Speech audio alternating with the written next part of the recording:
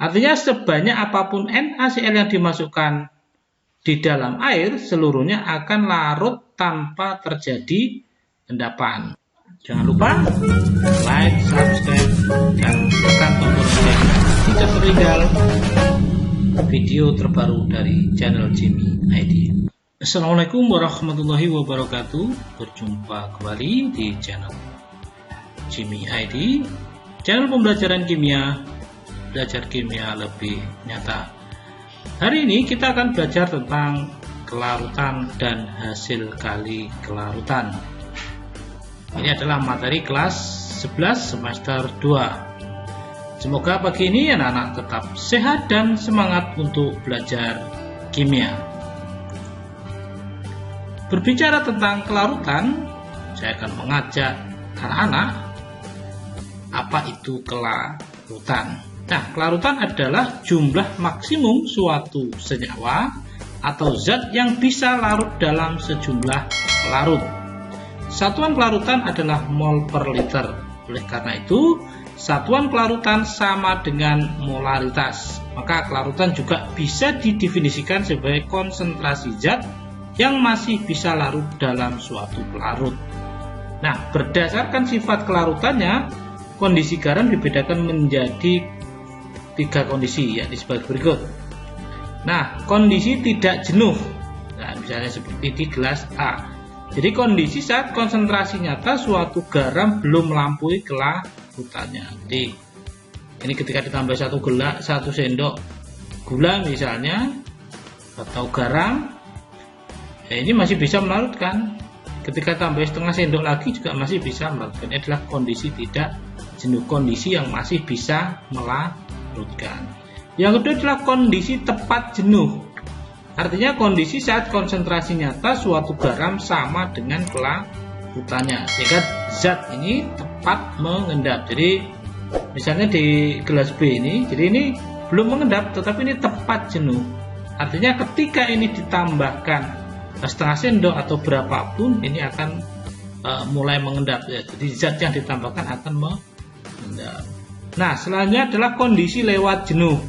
Artinya kondisi saat konsentrasi nyata garam melampaui kelarutannya, sehingga zat yang mengendap lebih banyak daripada yang larut. Jadi semacam ini. Jadi sudah ada yang mengendap. Jadi ketika kita masukkan garam sudah mengendap. Ini kalau kita masukkan lagi, ini tidak akan larut, tapi akan mengendap di bawah. Nah, kelarutan garam di dalam air bervariasi dari kelarutan terbatas sampai tak terhingga. Nah, contoh garam yang memiliki kelarutan tak terhingga di dalam air adalah garam NaCl atau garam dapur. Ini yang harus kita pahami. Jadi ada garam yang kelarutannya tak terhingga, ada yang terhingga. Artinya ketika ditambahkan sudah tepat jenuh, nanti akan mengendap. Tetapi kalau garam yang tidak seperti itu, artinya sebanyak apapun NaCl yang dimasukkan di dalam air, seluruhnya akan larut tanpa terjadi endapan. Itulah mengapa NaCl sering digunakan untuk memasak. Bayangkan saja jika NaCl tidak larut sempurna, pasti akan kita bisa merasakan butiran halus saat makan. Nah, ternyata ada juga garam yang kadar kelarutannya di dalam air terbatas. Artinya garam yang terbentuk endapannya jika mencapai konsentrasi tertentu, nah ini akan mengendap. Nah, untuk jelasnya bisa kita lihat ini. Misalnya nih, untuk kation atau anionnya ini misalnya nitrat NO3-. Semua garam dari anion nitrat larut sempurna dalam air. Seperti NaCl. Cl, semua garam klorida larut sempurna dalam air kecuali garam dengan kation Ag+, Bb+, dan Ag+.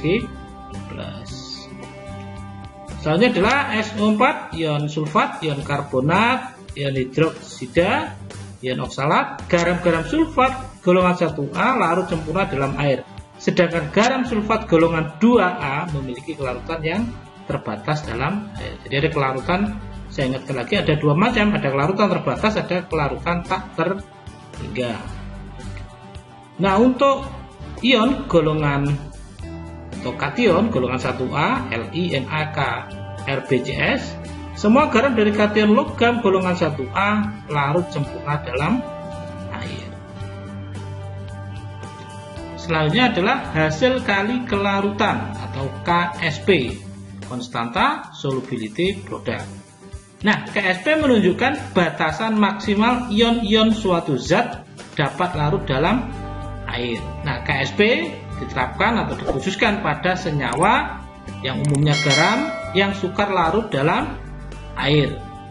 Senyawa yang mudah larut dalam air tidak mengenal istilah KSP. Karena merupakan suatu tetapan kesetimbangan, maka KSP bersaudara atau sebanding dengan K yang lain seperti KW, KA, KB, KH. Nah, perhitungan KSP dihitung berdasarkan konsentrasi molar zat-zat yang terlibat dalam reaksi kesetimbangan pelarutan. Satuan KSP biasanya tidak dicantumkan, sama seperti tetapan kesetimbangan lainnya. Nilai KSP hanya berubah terhadap suhu. Jadi ini ada beberapa nilai KSP.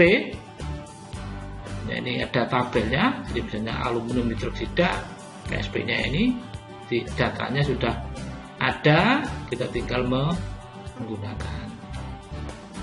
Untuk apa? Nah, ini KSP ini digunakan untuk mengetahui kelarutan suatu zat atau garam. Nah, secara umum KSP untuk senyawa ionik HXBY adalah semacam ini.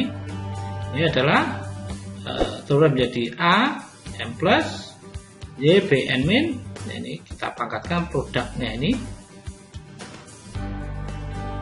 dikalikan dipangkatkan koefisien. Ini semacam ini, gampang sekali. Nilai KSP hanya bergantung pada temperatur, sama seperti tetapan kesetimbangan lainnya. Menentukan rumus KSP. Jadi ini kita contohkan. Jadi ini BaSO4, Ba2+, SO42 min. Jadi kita langsung ke senyawanya. Ini kita pangkatkan koefisiennya, koefisiennya 1. Nah, kalau ini CaOH 2 kali jadi Ca2+, 2OH min D. Ini kita uraikan KSP-nya berapa? Konsentrasi Ca pangkat 1, konsentrasi OH min pangkat 2. Jadi dipangkatkan koefisiennya. Selanjutnya yang ketiga, rumus KSP Ag2SO4. Jadi Ag2+, kenapa? Koefisiennya ada 2, dan konsentrasi SO4 2 min. Nah, ini untuk hasil kali kelarutan. Jadi ini rumusnya, ini rumus KSP-nya. Jadi ini harga KSP. Nah, bagaimana hubungan kelarutan dan tetapan hasil kelarutan atau hubungan S dan KSP? Nah, kelarutan ditinjau dari konsentrasi jenuh suatu garam, dan tetapan hasil kali kelarutan mengacu pada garam-garam yang cepat mengendap. Nah, bagaimana hubungan keduanya? Nah, bisa kita lihat di sini. Jadi ini nih, kalau di konsentrasinya, misalnya suatu garam HXBY, ini kita uraikan menjadi ion-ionnya. Jadi berapa banyaknya konsentrasi ion-ion yang terurai ini sebanding dengan besarnya koefisien di sini. Rumus KSP-nya. Jadi nanti ini kita masukkan di dalam sini. Oke, kita lihat ini. Kita lihat bagaimana hubungan S dan KSP. Kita lihat. Terdapat larutan AgCl, Ag2S, dan Ag3PO4. Tentukan hubungan antara kelarutan dan hasil kelarutannya. Nah, kita lihat pada keadaan tempat jenuh, ion AgCl berlangsung sebagai berikut. Jadi turun menjadi AgCl menjadi Ag+ dan Cl-. Nah, karena konsentrasi jenuh AgCl sama dengan kelarutannya, maka diperoleh persamaan semacam ini. Sini kelarutannya. AgCl, ini ada AgSS, nah KSP, AgCl. Nah, ini kita hubungkan, kita masukkan di sini. Konsentrasi Ag-nya S, konsentrasi Cl-nya adalah S, sehingga ini bisa kita kalikan S2. Jadi hubungan KSP dan S untuk garam terdiri dari 2 ion dirumuskan sebagai KSP sama dengan S2 atau S akar KSP.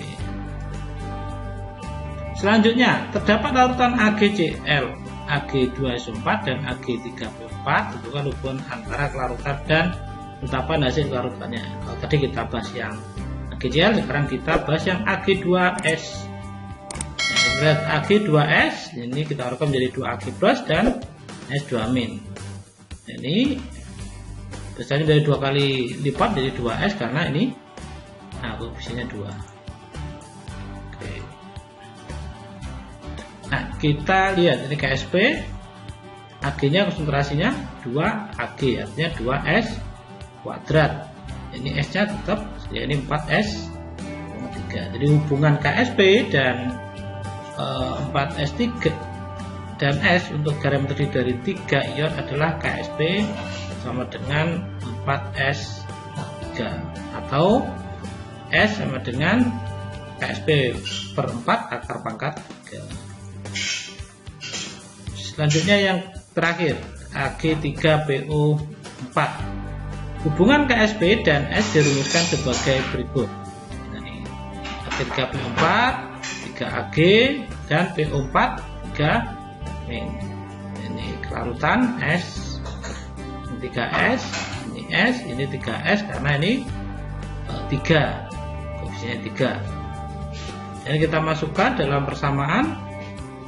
Jadi KSP ini kita masukkan 3S pangkat 3 kali S sehingga 27 S pangkat 4. Sehingga hubungan antara KSP dan S untuk garam terdiri dari 4 ion adalah KSP sama dengan 27 S pangkat 4. Nah, untuk selanjutnya anak-anak bisa berlatih menentukan hubungan S dan KSP. Nah, ini soal-soalnya. Nah, untuk teman-teman yang lain bisa dicoba, bisa dituliskan di kolom komentar.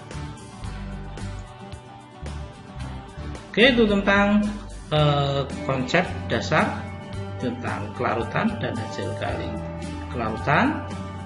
Nah, untuk materi selanjutnya akan kita bahas pada video berikutnya. Terima kasih. Assalamualaikum warahmatullahi wabarakatuh.